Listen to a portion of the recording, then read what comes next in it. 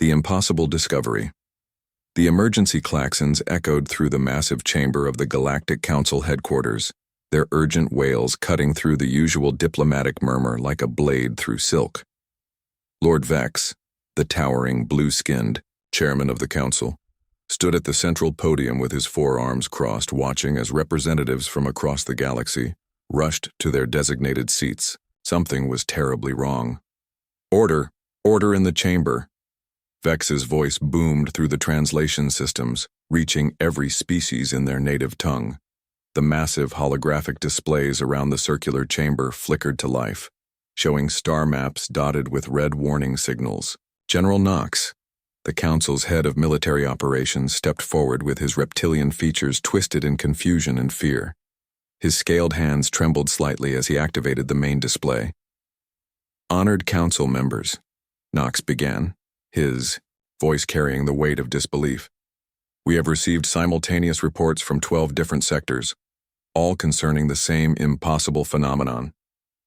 The central hologram shifted, showing fleet movements across vast distances of space. Red dots appeared scattered throughout known galaxy maps, each pulsing with an ominous light. Human vessels have been detected in all 12 sectors at exactly the same time, Knox continued, his voice growing more strained. This should be physically impossible. No species has ever achieved instantaneous travel across such distances. Murmurs of disbelief rippled through the assembled delegates.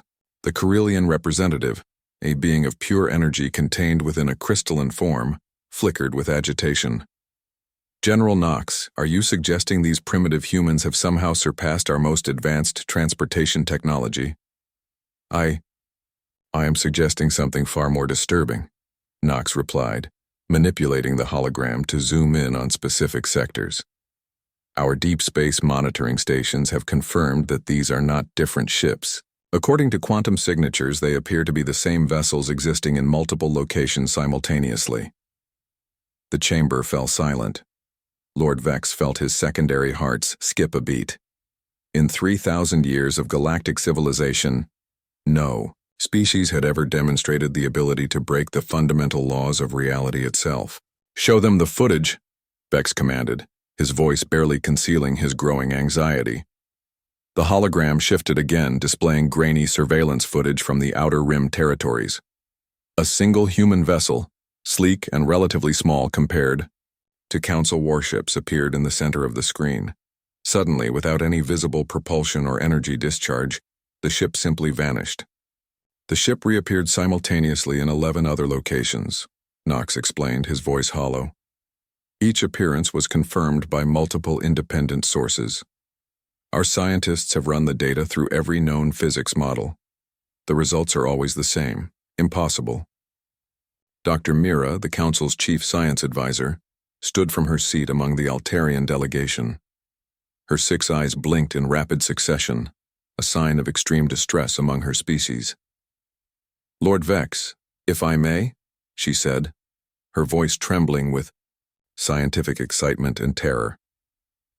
We have also detected unusual quantum fluctuations around human space.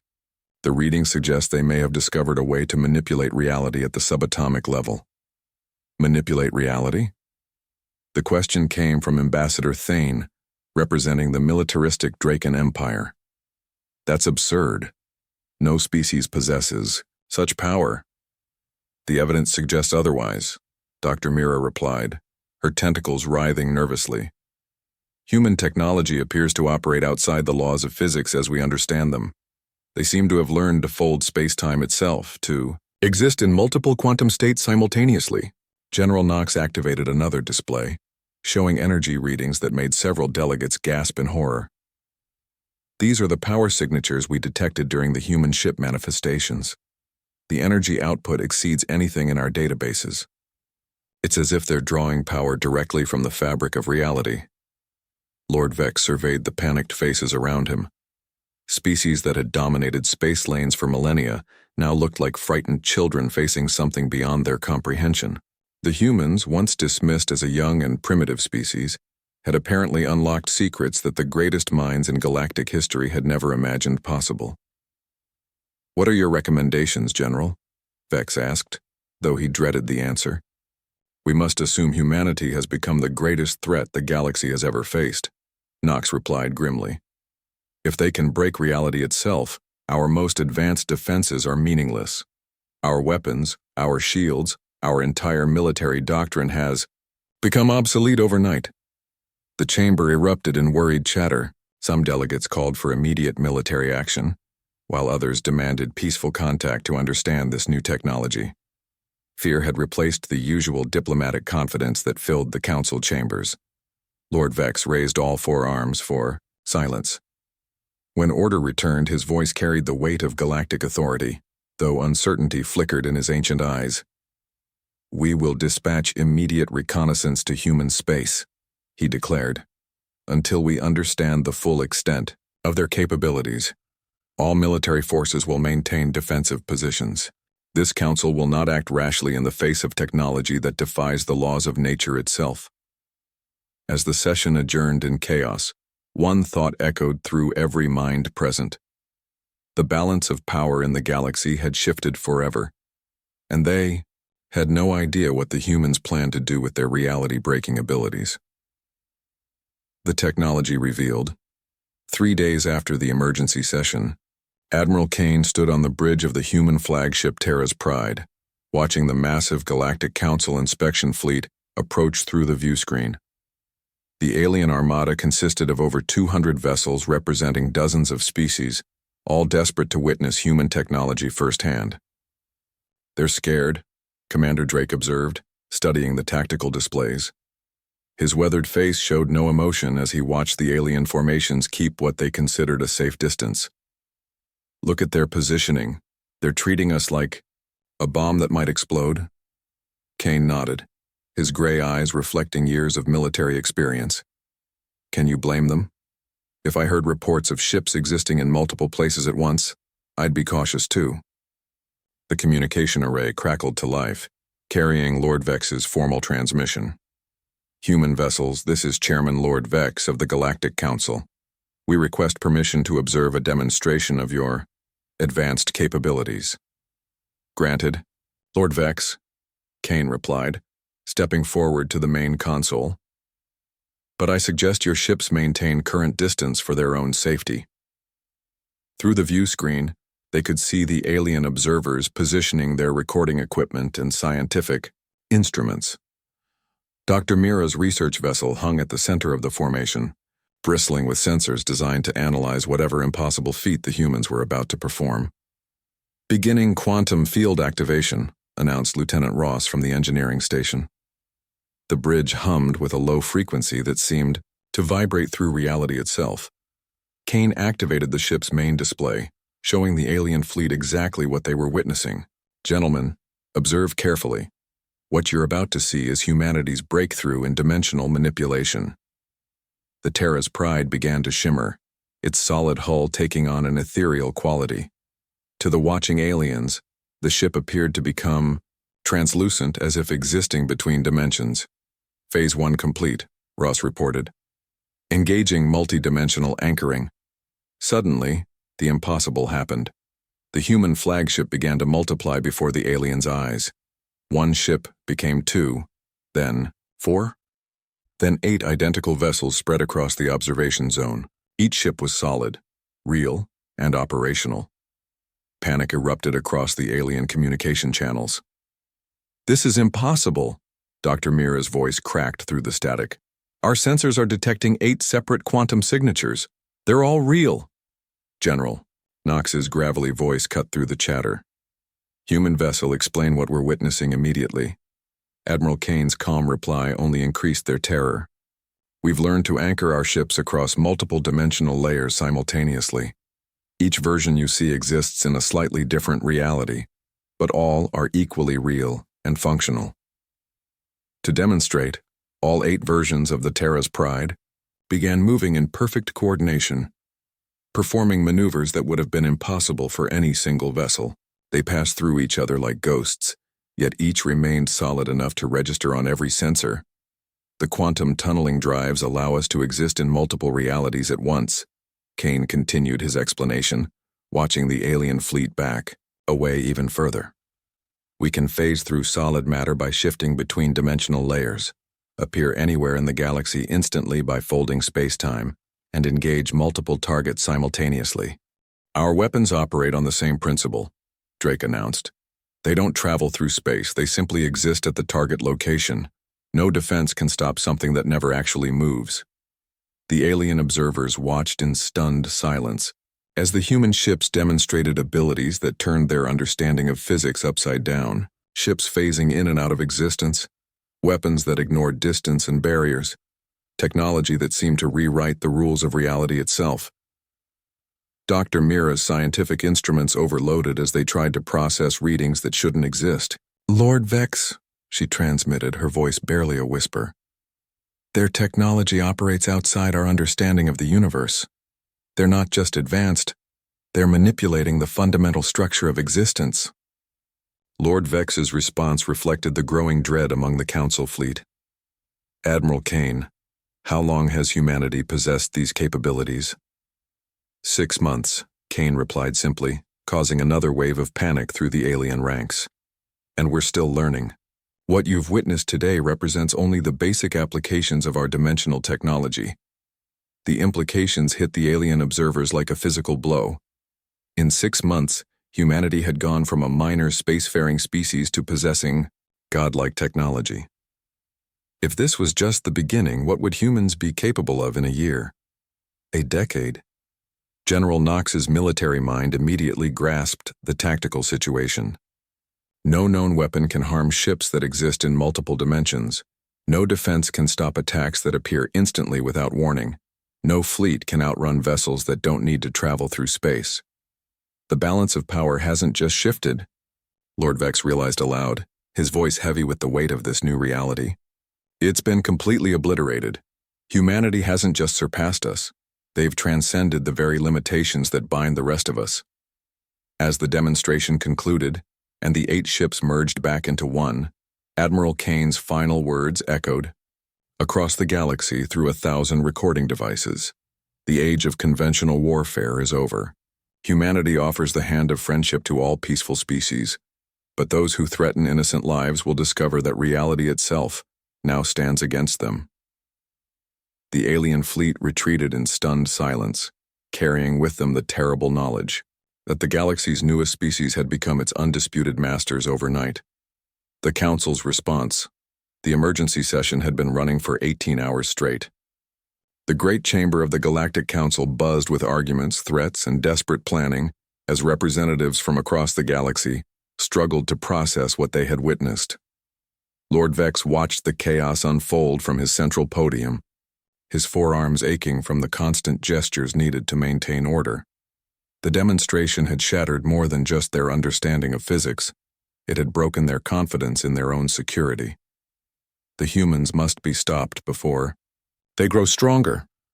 General Knox slammed his scaled fist on the War Council table, his eyes burning with military fury. Every day we delay, they advance further beyond our reach. Ambassador Thane of the Draken Empire stood in agreement, his warrior culture demanding action. The general speaks truth. We have perhaps weeks before their technology becomes completely unstoppable. We must strike now while we still have numbers on our side. Numbers?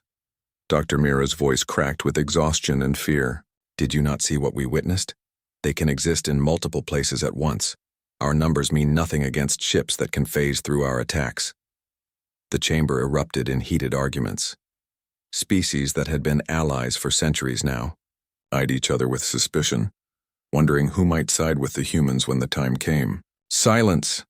Lord Vex's voice boomed through the translation systems. We will discuss this matter rationally, not like frightened children. The Carillion representative, his energy form flickering with agitation, spoke first. Chairman Vex, my people have run combat simulations based on the human demonstration. The results are clear. Conventional military action is suicide. We cannot fight beings who manipulate reality itself. Then what do you suggest? Knox snarled. That we surrender, without a fight? Accept human dominance over the galaxy? Perhaps, came a quiet voice from the diplomatic section. Ambassador Wells of the Altarian Federation stepped forward, her tentacles writhing nervously. The humans have shown no aggressive intent. They could have destroyed our observation fleet easily, yet they demonstrated restraint. Restraint? Thane's voice dripped with disbelief. They demonstrated power. They wanted us to see what they could do to fear them. General Knox activated a holographic display showing military positions across the galaxy. Already, 3 species have begun moving their fleets toward human space. The Corvan Hegemony, the Stellar Brotherhood, and the Outer Rim Collective. They're not moving to attack. They're positioning themselves to be the first to surrender. Thorough. Implications were clear. The galaxy was already dividing into factions based on their response to human power. Some wanted to fight, others to submit, and a few sought the impossible middle ground of negotiation. Dr. Mira stood slowly, her scientific mind working through the implications. We need to consider what we're really facing here. The humans haven't just advanced their technology. They've fundamentally changed their relationship with the universe itself. They're not bound by the same rules that limit us, which is exactly why they're dangerous, Knox replied. Power without limits leads to corruption. History has shown us this countless times. But they could have conquered us already, Ambassador, Wells countered. Why haven't they? Why demonstrate their power instead of simply using it? Before anyone could respond, the chamber's communication system activated with an urgent tone. The massive view screen flickered to life, showing a simple message. Human ambassador requesting immediate audience with the Galactic Council. Silence that followed was deafening. Lord Vex felt his blood pressure rise as he realized the moment of truth had arrived. They're here, he announced unnecessarily. Let them in. The great doors of the chamber opened, and Ambassador Tom Wilson walked in alone. He was a middle-aged human with graying hair and calm eyes, wearing a simple diplomatic uniform. He looked completely ordinary, which somehow made him more terrifying to the assembled aliens. Honored members of the Galactic Council, Wilson began, his voice carrying easily through the chamber without electronic amplification. I come bearing a message of peace from the United Earth government. Peace? General Knox stood abruptly. You demonstrate power that makes our entire military obsolete, and you speak of peace? Wilson nodded calmly. Yes, General. Because peace is humanity's goal. We have no desire to conquer or dominate. We seek cooperation and mutual benefit. Then why reveal your capabilities? Lord Vex asked, his diplomatic training taking over. Why not continue developing them in secret? Because secrets breed fear and fear breeds war, Wilson replied. We chose transparency over deception. You deserve to know what we had achieved before rumors and speculation could poison relations between our peoples. Ambassador Thane stepped forward aggressively. And if we refuse your peace? If we choose to fight? Wilson's expression remained calm, but his words carried weight. Then you will lose and many will die unnecessarily. We hope you will choose wisdom over violence. The chamber fell silent as the implications sank in. The humans weren't threatening them, they were stating a fact. Any war would be one-sided with only alien casualties. Dr. Mira spoke hesitantly. Ambassador Wilson, your technology, how far does it extend? What other capabilities do you possess? Wilson smiled sadly. Dr. Mira, what you witnessed was our most basic application of dimensional manipulation. We can do far more, but we choose not to demonstrate abilities that would only increase fear unnecessarily. The message was clear. The humans were holding back, showing only enough power to ensure peace talks while keeping their true capabilities hidden. Lord Vex made the decision that would reshape galactic politics. The Council will vote on our response to humanity's offer. All in favor of peaceful negotiations? Hands, tentacles, and energy forms rose across the chamber. The vote was not unanimous, but it was decisive. The Galactic Council would negotiate, with humanity from a position of weakness, and everyone knew it. As the session ended, General Knox approached Ambassador Wilson with barely contained anger. This isn't over, human. Some of us will never accept your dominance. Wilson's reply was, spoken quietly, but every being in the chamber heard it clearly. General, we hope you will reconsider. The galaxy is large enough for all of us to prosper together. But if you choose conflict, you will find that reality itself has chosen sides. The general walked away, but not before Wilson saw the fear in his eyes. The age of human dominance had begun, and there was nothing the galaxy could do to stop it. The test of power 2 weeks after the failed peace talks, General Knox stood on the bridge of his flagship Vengeance of Stars, watching his secret strike fleet move through hyperspace toward the human colony of New Eden. Around him, the finest warriors from 6 different species prepared for what they believed would be a decisive first strike. "Target acquired," reported Captain Voss, his insectoid features twitching with anticipation. "New Eden colony, population 2 million humans. Minimal defensive installations detected." Knox smiled grimly. The humans had grown overconfident, leaving their outer colonies lightly defended. This attack would prove that their reality-bending ships weren't everywhere at once and that humanity could still bleed. "All ships begin attack formation," Knox commanded. "We'll show the galaxy that humans are not gods." The strike fleet consisted of 300 vessels, hand-picked from species known for their military prowess. They had approached New Eden through uncharted space routes, avoiding all detection networks. The attack would be swift and devastating. "Weapons charged and ready," Voss announced. "Planetary bombardment can begin on your command." Knox raised his hand, ready to give the order that would shatter human invincibility.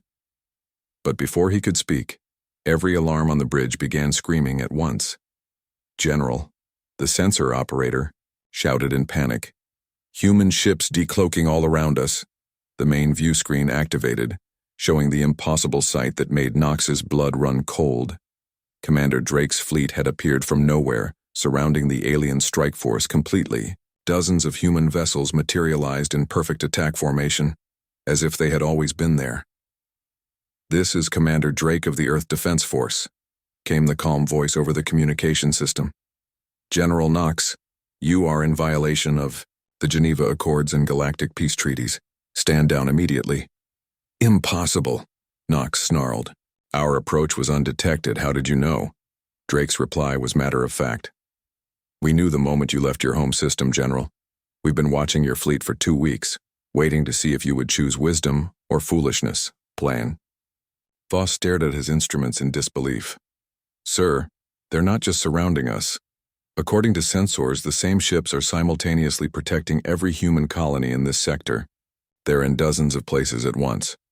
The tactical situation was hopeless, but Knox's pride refused to accept defeat. "All ships open fire. Show them that aliens can still fight."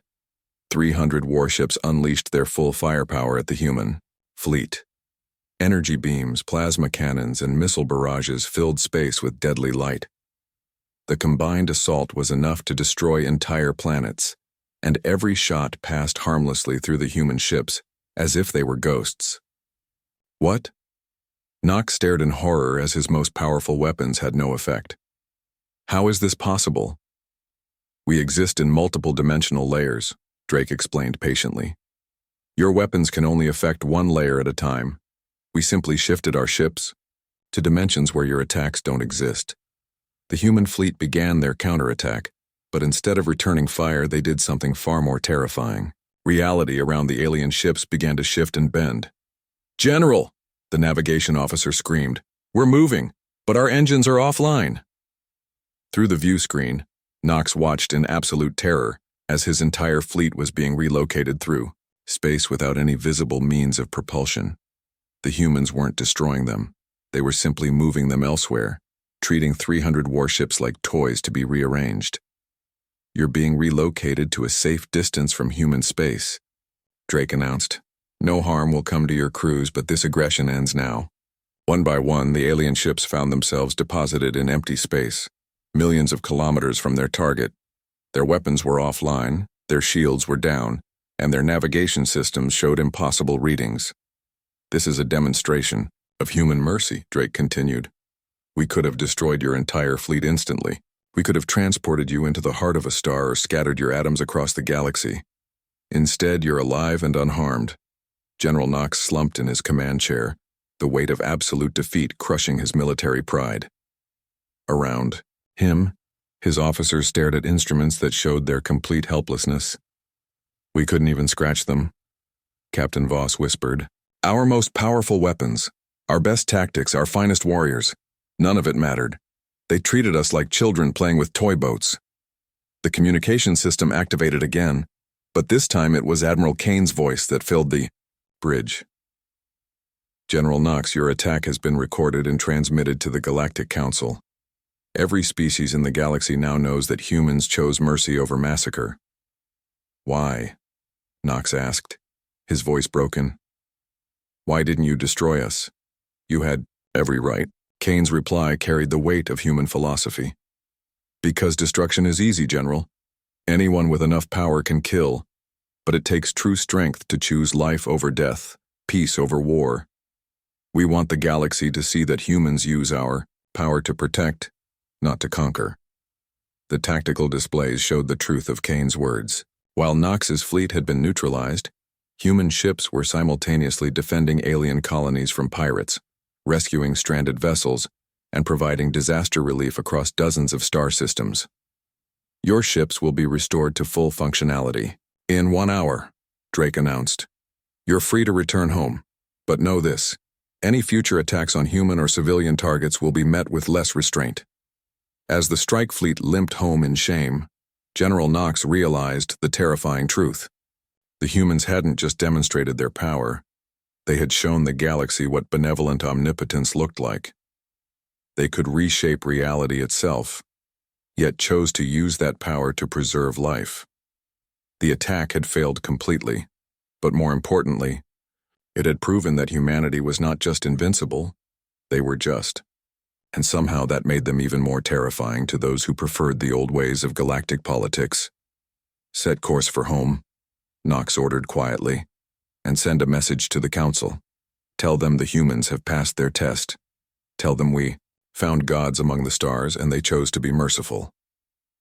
The new reality. 6 months after General Knox's failed attack, the Galactic Council chambers had been completely transformed. The ancient circular design remained, but now a new section had been added, the human delegation area, positioned at the center where all could see it clearly. Ambassador Tom Wilson sat quietly at the human table, reviewing the latest cooperation agreements while Lord Vex called the session to order. The chamber was fuller than it had been in decades, as species that had never bothered with council politics now attended every meeting. "First item of business," Lord Vex announced, his voice carrying newfound respect when addressing the human section, the protection of the Outer Rim territories. The problem was familiar but previously unsolvable. Pirate fleets had terrorized the galaxy's edge for centuries, preying on weaker species while the Council's military proved too slow and bureaucratic to respond effectively. Commander Drake stood, from the human delegation, his uniform bearing the new insignia of Galactic Security Director. "The human fleet has established permanent patrol routes throughout the Outer Rim. Pirate activity has decreased by 97% in the past 4 months. Murmurs of amazement rippled through the chamber. What had seemed impossible for generations had been solved in mere months by human intervention. "How many ships do you have patrolling such a vast area?" asked Ambassador Wells, now serving as the Altarian representative to the Human Council Joint Committee. "All of them," Drake replied simply. "Our vessels exist in multiple dimensional layers simultaneously. Each ship can patrol dozens of systems at once while remaining instantly available for emergency response anywhere in the galaxy."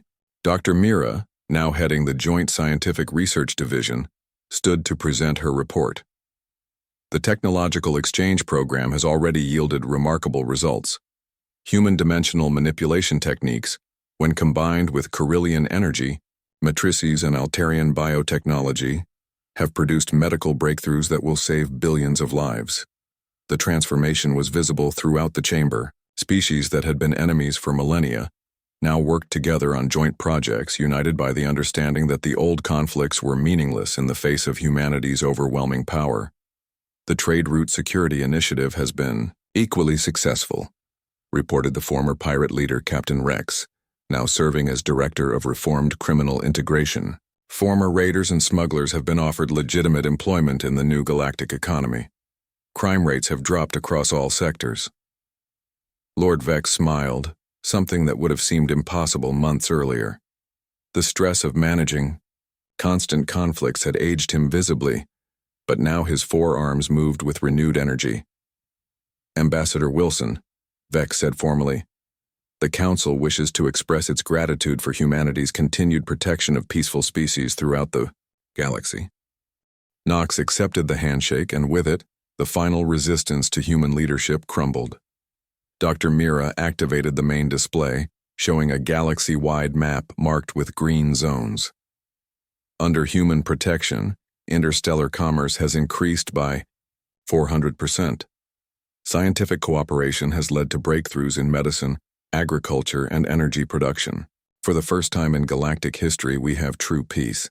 The transformation was complete. Humanity had not conquered the galaxy through force. They had won it through demonstration of superior wisdom and compassion. Their reality-breaking technology served not as a weapon of domination, but as a tool of protection and progress. The age of conflict is over, Lord Vex declared formally. Under human guidance, we enter a new era of cooperation and prosperity. Commander Drake activated a holographic display showing human ships stationed throughout the galaxy.